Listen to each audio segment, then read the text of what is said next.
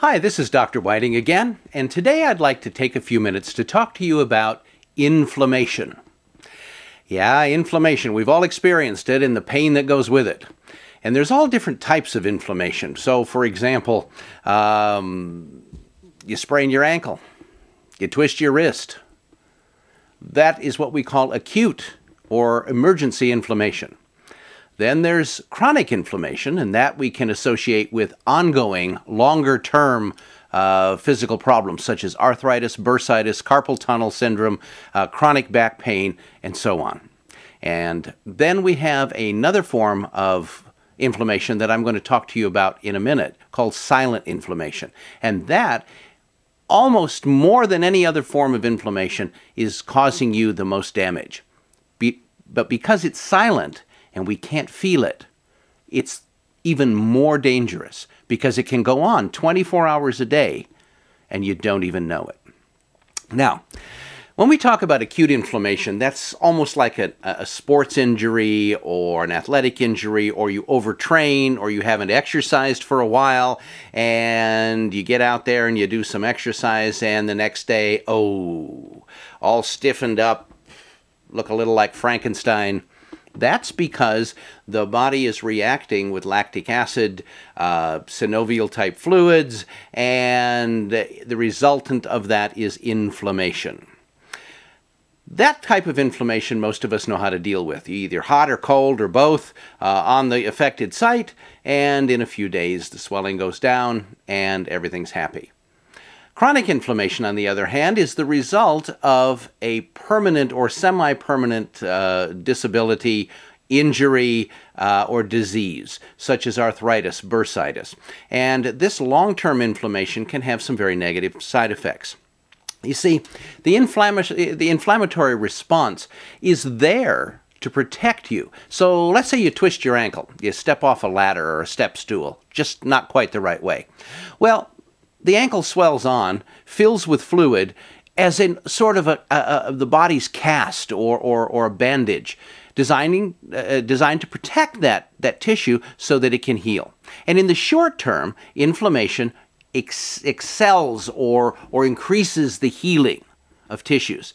However, the longer the inflammation goes on, the greater possibility we have of damaging that very same tissue that inflammation was originally designed to protect.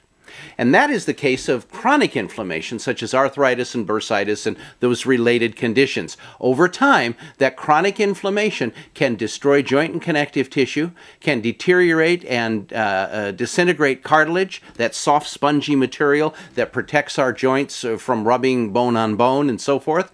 And the end result, of course, is more and more serious arthritic type conditions that can lead over time for the need to replace those joints with artificial ones. Now we're going to go back to silent inflammation. Silent inflammation, we call it that because you can't feel it. The inflammation that's taking place is taking place on the cellular level of your body. And it's taking place just below the pain awareness threshold. So you can't feel it. You're not stiff, achy, you have almost no symptoms whatsoever. But that silent inflammation at the tissue or cellular level is causing a slight but constant irritation 24 hours a day, 7 days a week. And over time, that chronic or silent inflammation can lead to a variety of chronic degenerative diseases.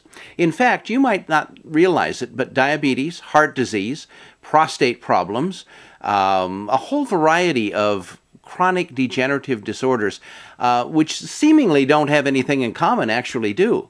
And one of their common denominators is chronic silent inflammation. In fact, the very condition that causes atherosclerosis, the leading cause of heart disease and heart attacks, is a silent inflammatory process that takes place in the interior of the arteries of your body, damaging that muscle wall of your artery. Diabetes is a highly inflammatory condition because excess insulin production, which is at the heart of type 2 diabetes, is a very pro-inflammatory hormone. And because of this, it is so important to begin to control the inflammation process in the body. Now, there are all different types of things that cause inflammation. One of the great sources of inflammation is found right in the standard American diet, and that is called the vegetable oil. That's right, those are the oils that you've been told for decades now are healthy and good for you. Corn oil, safflower oil, all of those flaxseed oil. All of these oils are what we call polyunsaturated oils, and they become rancid very, very quickly when exposed to air or heat. And because of that, they develop and form in the body chemicals called prostaglandins. And those prostaglandins are what we call pro-inflammatory agents. So they're constantly causing inflammation, silent inflammation oftentimes, within the human body, leading to an increased risk of a variety of chronic degenerative diseases. And consider this, if you already have one of these chronic diseases that has been driven partially at least, by the inflammatory process, consuming foods that are high in polyunsaturated oils, nightshades, and various other foods can increase that inflammatory response, actually making your physical condition or disorder much worse. Now, since most of us don't like pain, we're oftentimes very willing to go and get an over-the-counter anti-inflammatory painkiller, or certainly ask our physician for a prescription. Unfortunately, when used to excess, almost all anti-inflammatories, whether they be steroidal or non-steroidal, have some side effects. Even the common painkillers, or what we call NSAIDs, non-steroidal anti-inflammatory medications, such as aspirin, the ingredients found in Motrin, Advil, Aleve, and those various over-the-counter painkillers and anti-inflammatories, over time can irritate the stomach and various other organs. The more powerful steroidal drugs, of course, have a very, very wicked side, and even some of the newer drugs designed for chronic inflammation, such as arthritis and bursitis, such as Celebrex, Vioxx, and those have unfortunately proven to have some even more serious side effects, especially in some people.